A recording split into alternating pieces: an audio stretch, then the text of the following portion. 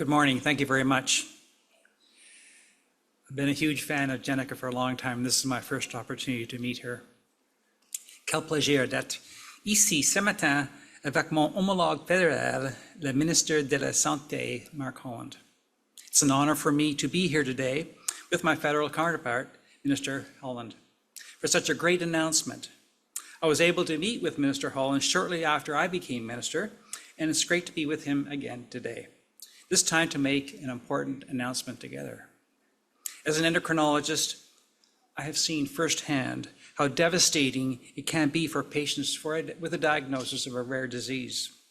Too often, their diagnosis might mean that they have more limited treatment options, whether this be because of the complexity of their disease, limited research, or barriers to medication. Cost is one of those barriers to drugs to treat rare diseases. Le prix élevé de plusieurs médicaments pour le traitement de maladies rares est un obstacle pour plusieurs Nouveau-Brunswickois. That's why I'm so pleased to announce today that New Brunswick is entering into a bilateral agreement with the federal government that will see us receive $10.8 million per year for the next 3 years to improve access to new and existing drugs for rare diseases, to invest in governance and infrastructure to improve screening and diagnostics for rare diseases. In New Brunswick, as a first step, this funding will allow us to fund the cost for rare disease drugs, including 3 oncology drugs for rare cancers, as well as a 4th drug to treat a rare kidney disease. Investments like the one we are announcing today are an important first step in improving the care and quality of life for some of those patients. Ces annonces est un premier pas pour améliorer le soin et la qualité de vie pour ces patients.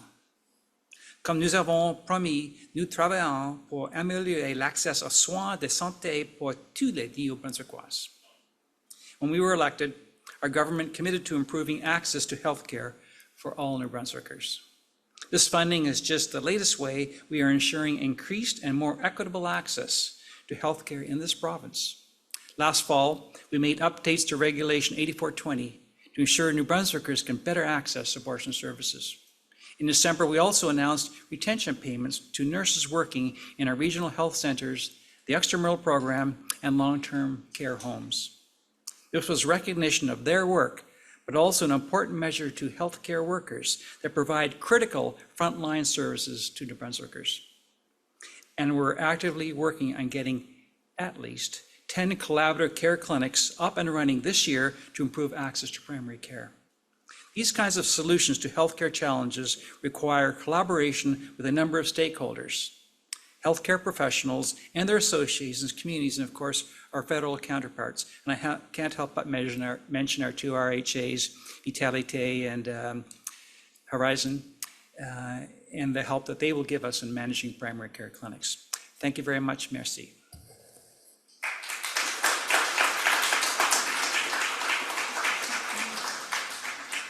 Thank you so much, Minister Dornan. And it is amazing to meet you finally. I was very excited with your win, so congratulations as well. And I'm excited again for the direction that our province is heading with regards to healthcare reform. There's a lot to look forward to in 2025, that's for sure. Now I'd like to take the time to introduce the Honourable Mark Holland, my friend and colleague, Canada's Minister of Health. Minister Holland was first elected as the Member of Parliament for Ajax in 2004. I'm very proud of his community. We hear that all the time. As a Member of Parliament, Minister Holland has served as leader of the government in the House of Commons and Chief Government Whip, among other government roles, and is always regaling us with wonderful, inspiring stories as a team. In both public and private roles, Minister Holland has backed health-related initiatives. He served as Executive Director of the Heart and Stroke Foundation of Canada's Ontario Mission, as well as its National Director of Children and Youth. Ladies and gentlemen, please join me in welcoming my colleague, Minister Mark Holland.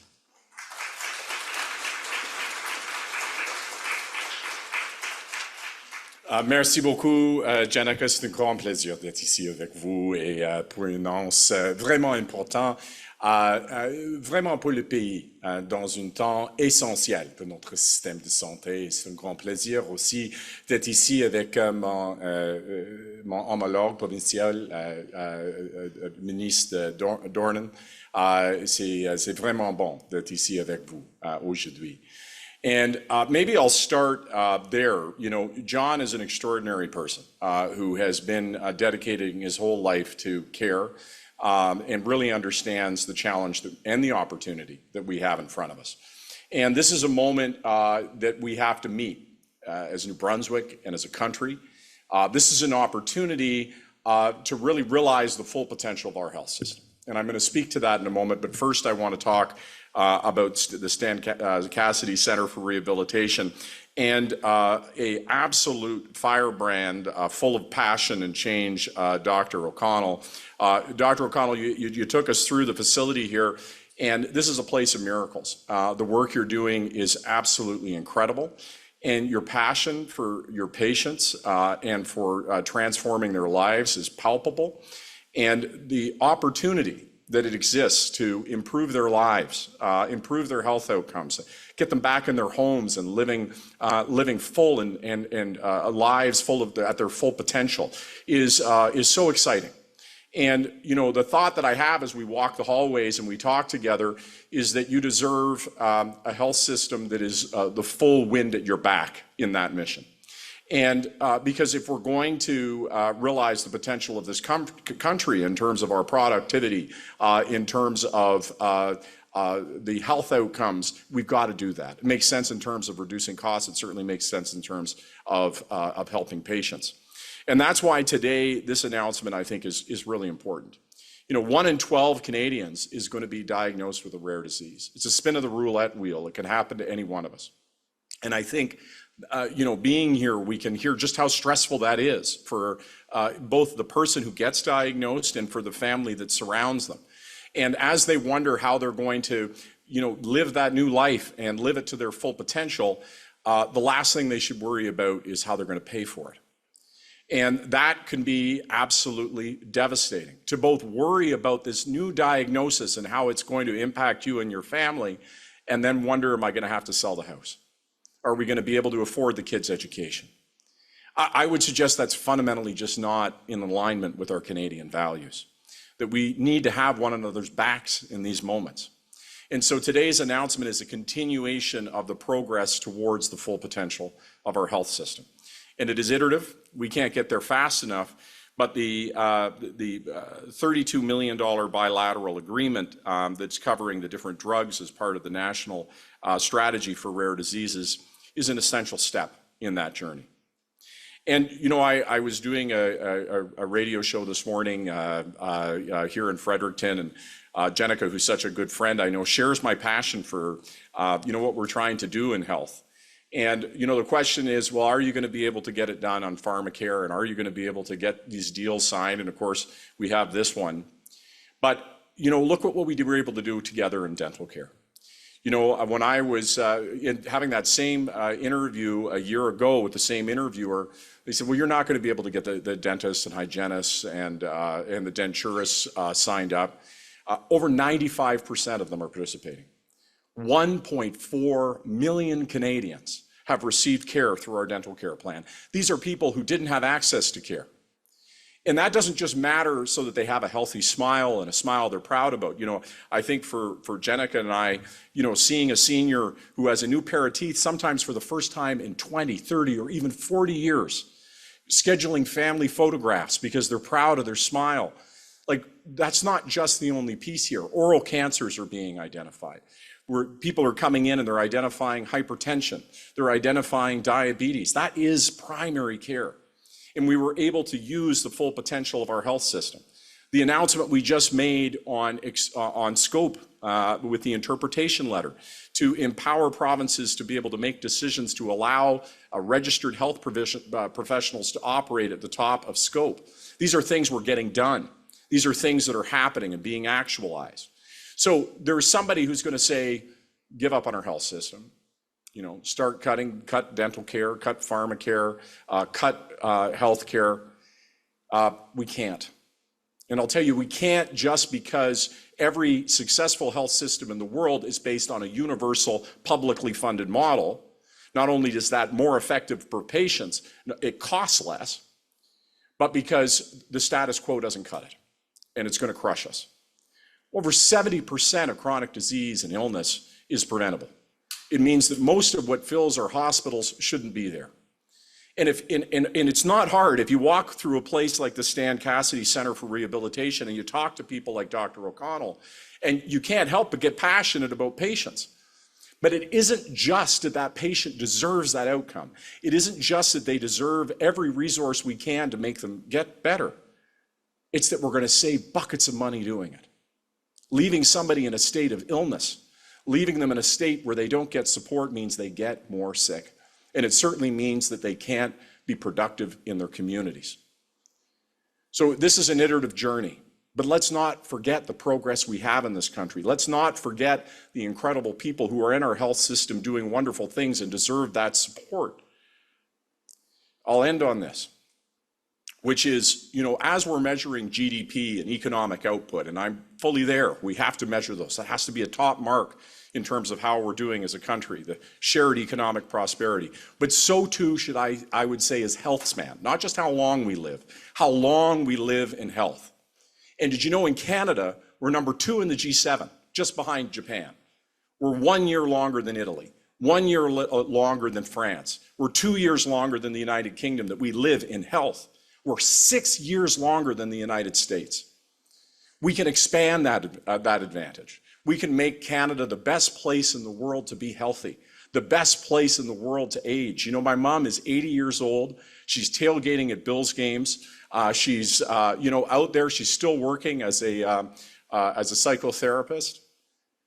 And we want those last years of life to be full of joy and happiness and family and purpose, not sickness and disease. And that is within our power. I know John gets that. In our meetings, John, I've been so taken by your commitment to transformation and to improving health for folks in New Brunswick. So today is an important step on our continued journey. It's a pleasure to be able to make this announcement with you today. Merci beaucoup.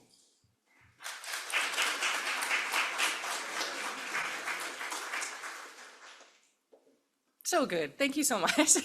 And this is my favorite part. I love seeing our Canadian flag and our New Brunswick flag together, and I would invite both of our amazing ministers to come and sign this very important agreement.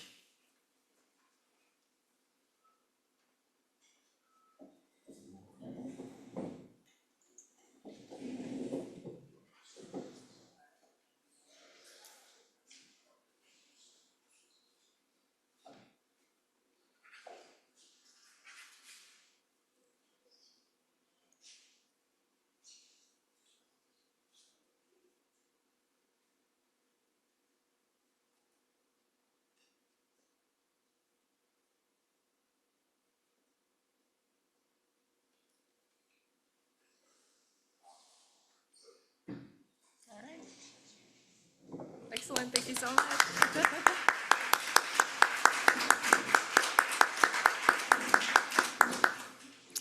Wonderful, well that brings to the close our formal portion of this announcement this morning. We do have time for media availability.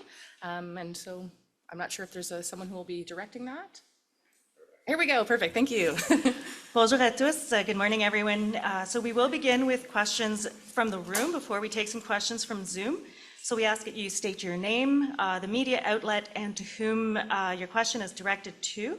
We will have the opportunity to ask one question, one follow-up, and we invite you to prioritize questions that relate to this morning's announcement. For those reporters in the room, I do ask that you come up to the mic so that we can ensure that your question is heard as well from our colleagues on Zoom. Thank you. Nous commencerons donc par prendre les questions dans la salle avant de prendre les questions sur Zoom. On vous demande d'indiquer votre nom, votre média et le destinataire de votre question. Vous aurez la possibilité de poser une question ainsi qu'une question de suivi et nous vous invitons de prioriser les questions qui sont en lien avec l'annonce d'aujourd'hui. Pour les journalistes dans la salle, on vous demande de venir ici au micro pour que votre question puisse être entendue par nos collègues sur Zoom. Merci beaucoup.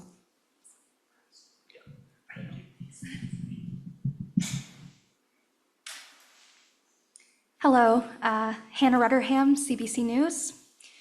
I'm wondering, Minister, if you could speak to if there are 6,000 to 7,000 rare diseases recognized in Canada, are the 4 elected drugs off the national common list the only ones included under this agreement, or will diseases not treatable by these 4 drugs will they expect help with their treatments as well?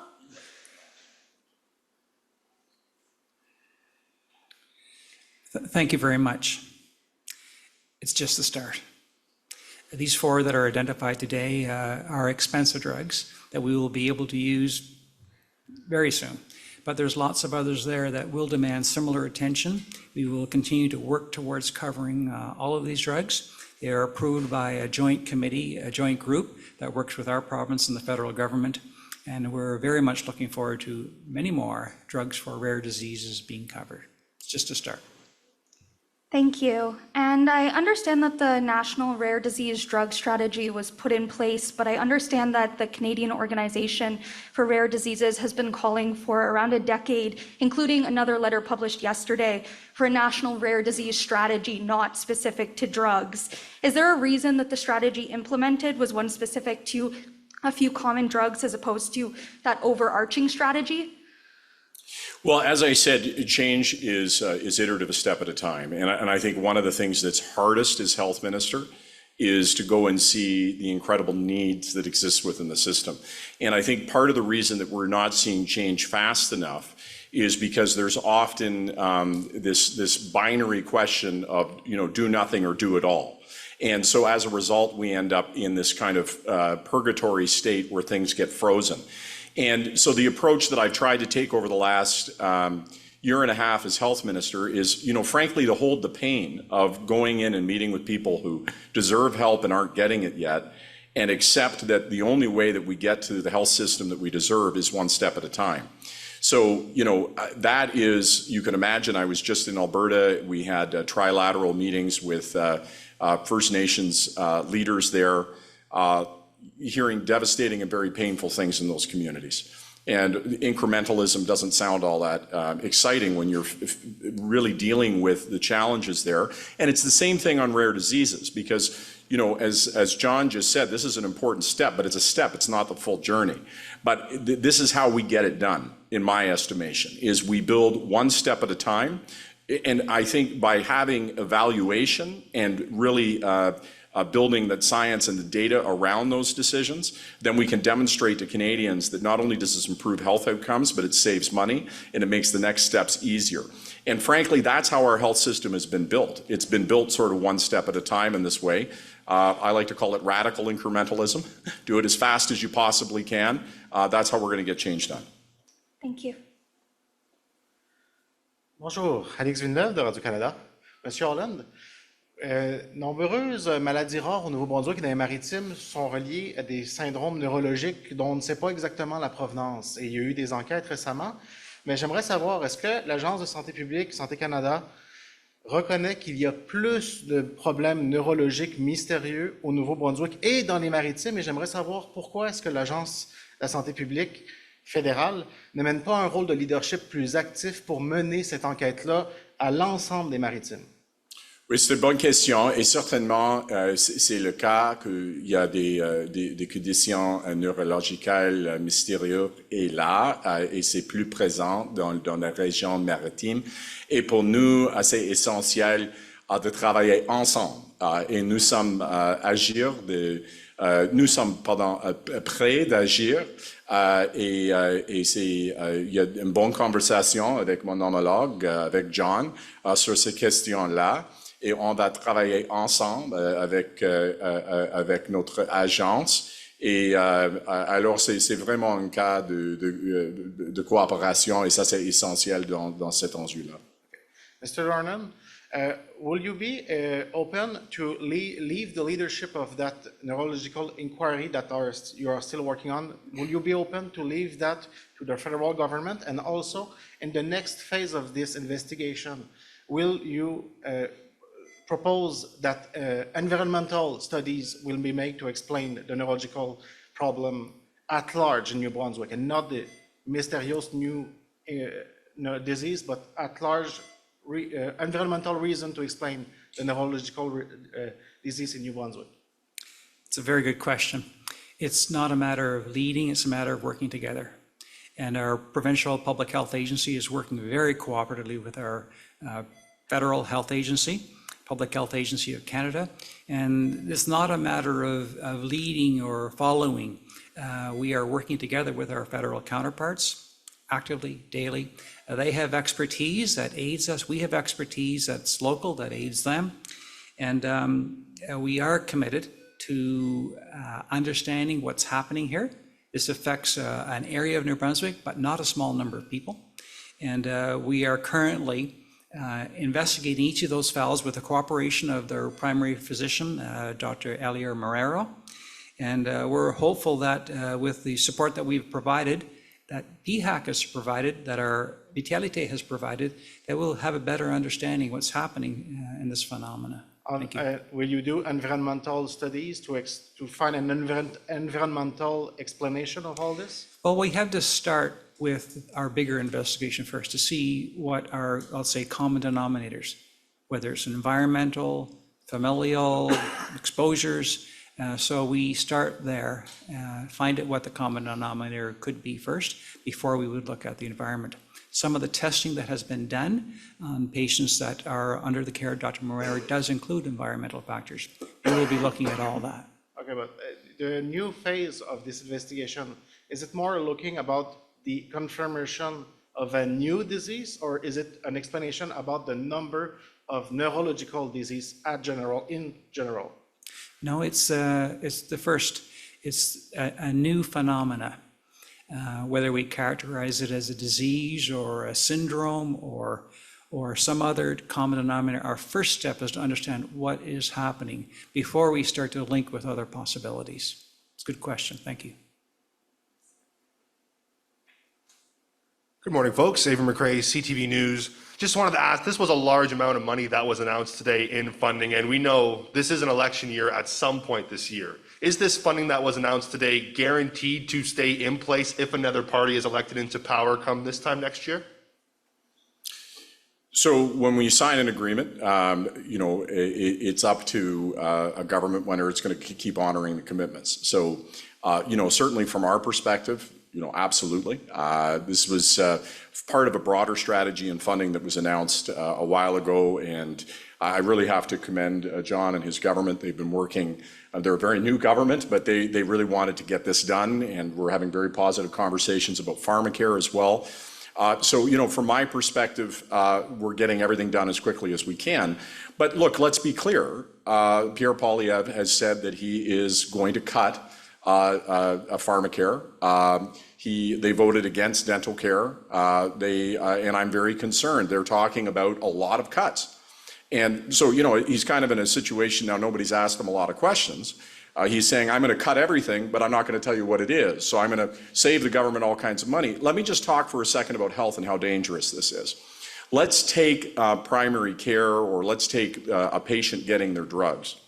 Contraceptives in BC in its first year saved more money than it cost to give people free contraceptives. Because when you get people the medicine they need and the care they need, they don't get sicker. So I don't doubt that if you make the cuts that he wants to make, that you would save money in year 1 and year 2. But don't we need governments that are thinking 10, 20, 30 years in the future in the kind of country that we're going to have? And so I would say I will come with the full force of my being into that next election to make sure health is on the table, because it is, frankly speaking, dumb to cut from health. We need to get into a position where we're upstream and we're making investments in prevention. We need to move from a system that's based on waiting for people to get sick and then paying obscene amounts of money to treat them, to a system that focuses on prevention. We need to move from a system that's focused on sort of hospitals and waiting for those, to being in the community and to places like here to get people into their homes and living full and productive lives. We need a system that is analog to be made digital. And those are going to require investments, yes. And it's easy to say cut them. But what's the consequence of cutting them? How much is it going to cost? Not just in terms of health outcomes. How much is it going to cost this country in a country that's getting progressively sicker as those cuts get made? Mr. Dornan, I had another question for you, unrelated, just on an announcement that came out yesterday from Horizon Health Network. I just wanted to get your thoughts quickly on a new virtual care model that has been unveiled for the Sussex emergency room as well as the Charlotte County emergency room. Just your thoughts on this new model that was unveiled yesterday. We have had difficulties in some of our emergency departments maintaining staff, physicians and nurses, 24/7. And so the new virtual plan that many have already heard on the news is Teledoc, where the center is open Doors are not closed. There's competent, qualified, educated nurses and other healthcare providers, respiratory therapists working there. But oftentimes you need the help or the opinion of a physician. And so these centers are able to call a physician that could be anywhere in the country. They have video access to those patients. They interpret the results, and most patients are able to be treated adequately and go home. But there's a safety check here. If the team needs somebody on site urgently or emergently, there is somebody in this community who will come into the hospital. That's part of the understanding. So I think this is a way of keeping some of our smaller centers open, providing excellence in care, using team members that might not be on site, and respecting the ability of the team members that are on site. I'm very pleased. Hi, Andrew Ward, Telegraph Journal. I'd like to know, does funding for these 4 drugs already exist in other provinces? Or is this New Brunswick first? Because if it does exist in other provinces, why are we waiting to do this now? So yeah, this is the 5th announcement. So actually just last week I was in Saskatchewan. I also have been in BC, Alberta, and Newfoundland and Labrador.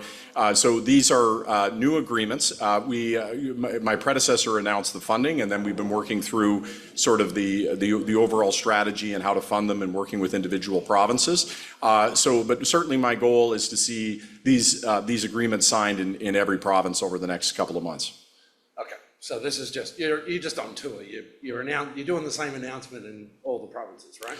As the deals are finalized. So, as you can imagine, this, John and I meet and we talk about a lot of things. So, we're here to do the announcement today, but obviously we're also talking about pharmacare. Obviously, we're also talking about the upcoming health ministers meeting that's going to be happening in 2 weeks in Halifax. It's essential that we all pull in the same direction and work together as health ministers. I think there's a real consensus building on the work that needs to be done. So preparing for that meeting in Halifax, and there's a myriad of issues there.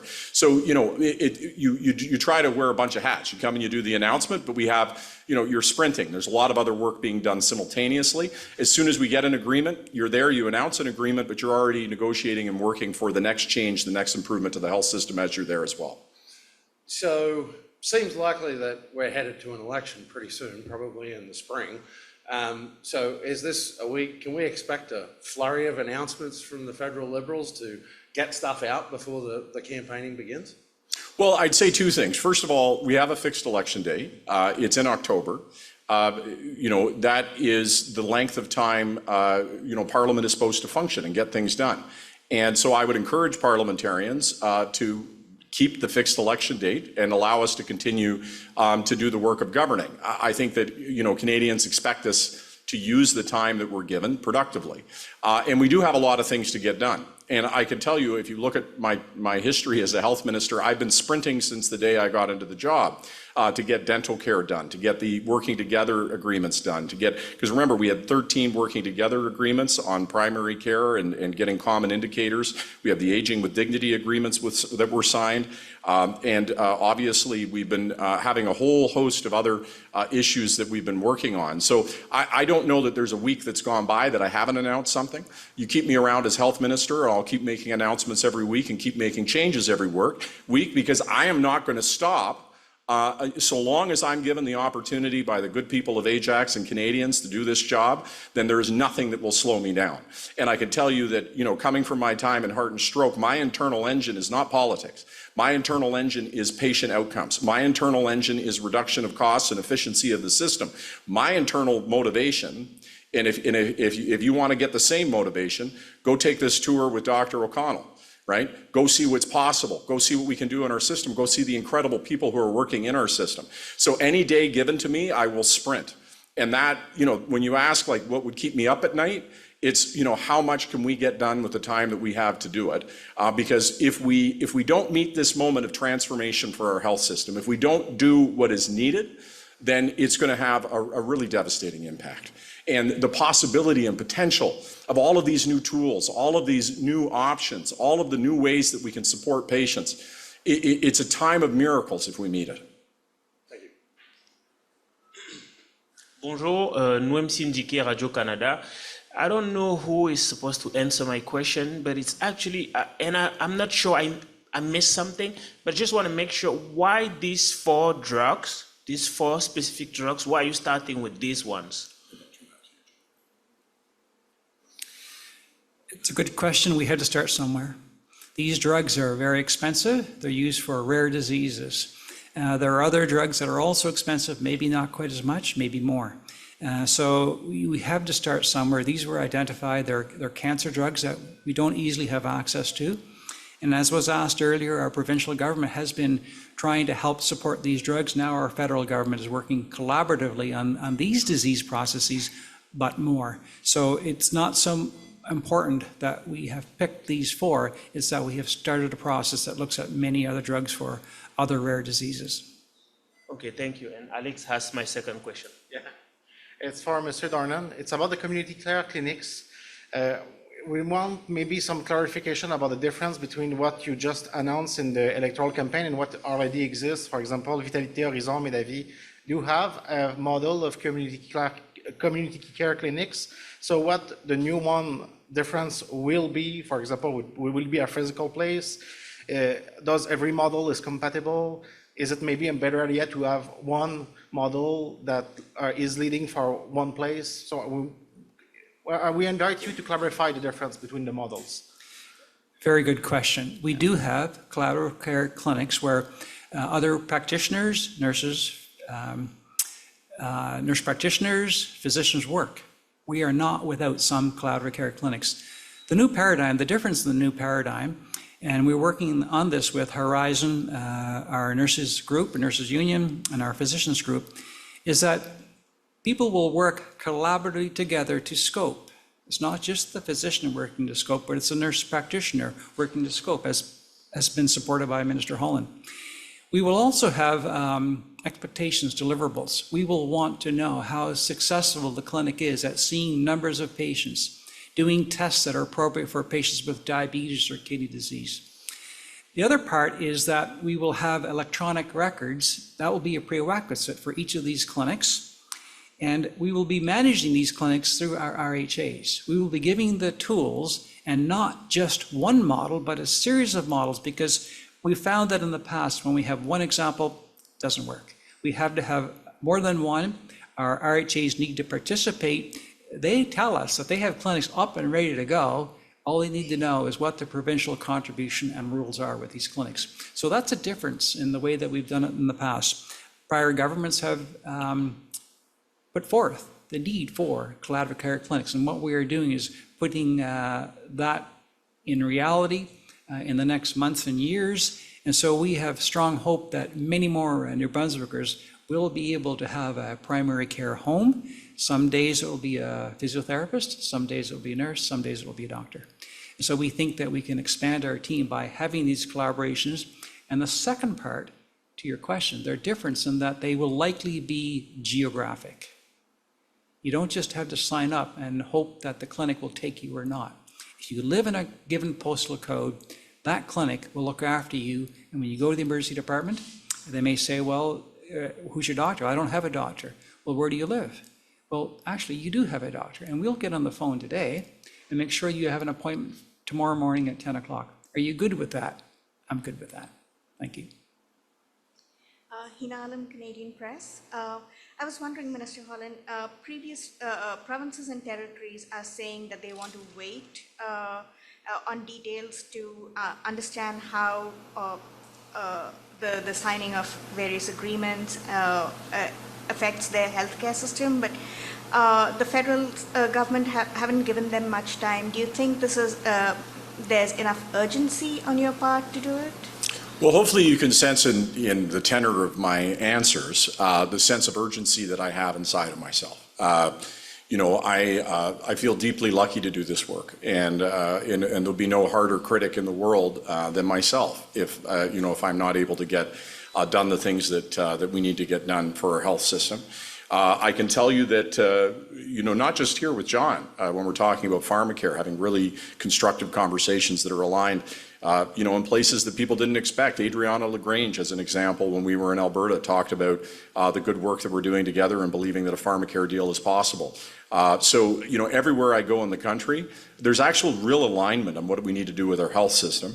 And the question is, do we have the time to do it? So I would put it two ways. One of that is, what can I get done in, whether or not it's from now to the spring or October, whenever an election might be. And the second is, the country will have a choice to make about our health system and the direction that we go.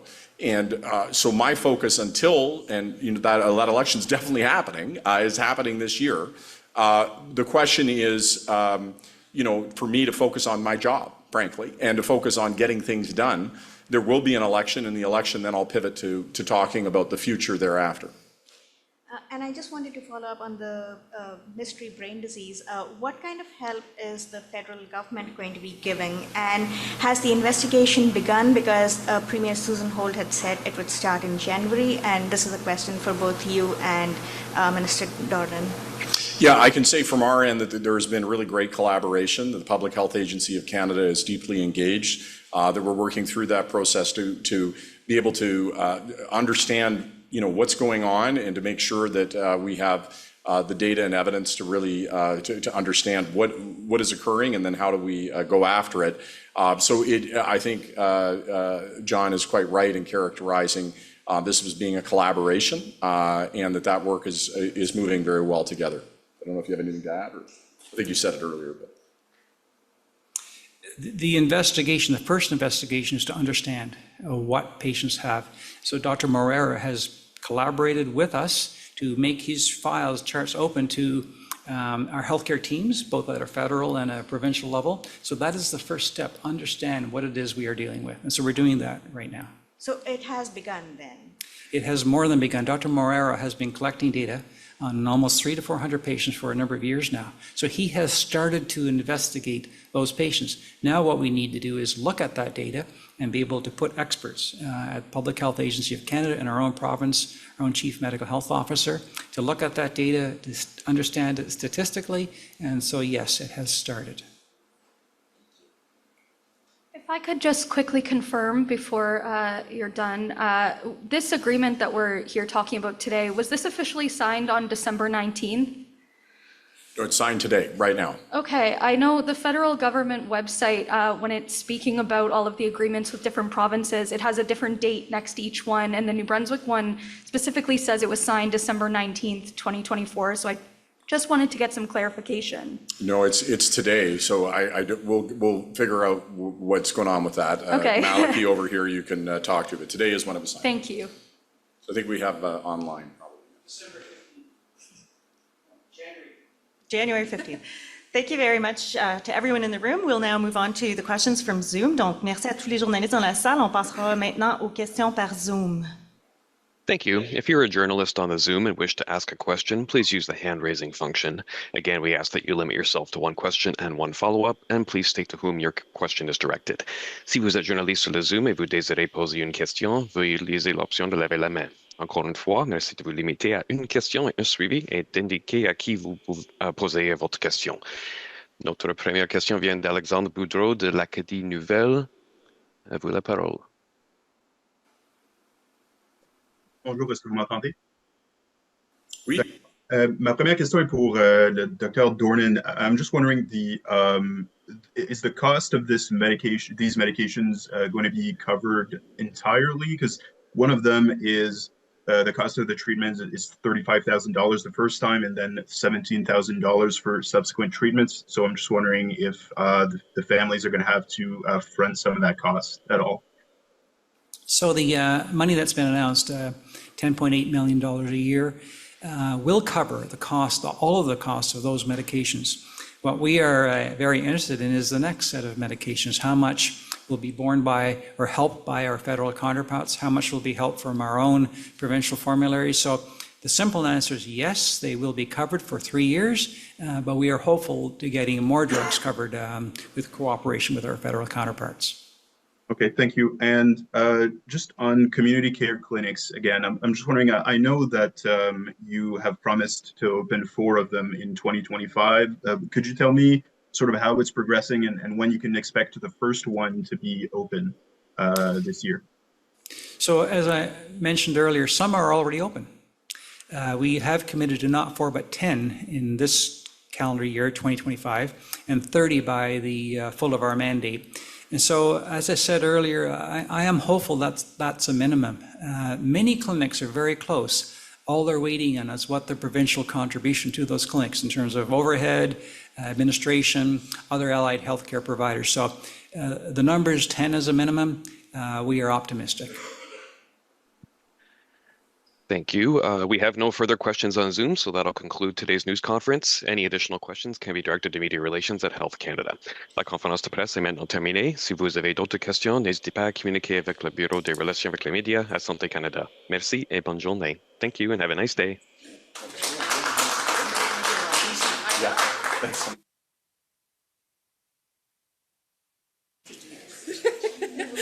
Oh my goodness, no, that was lovely.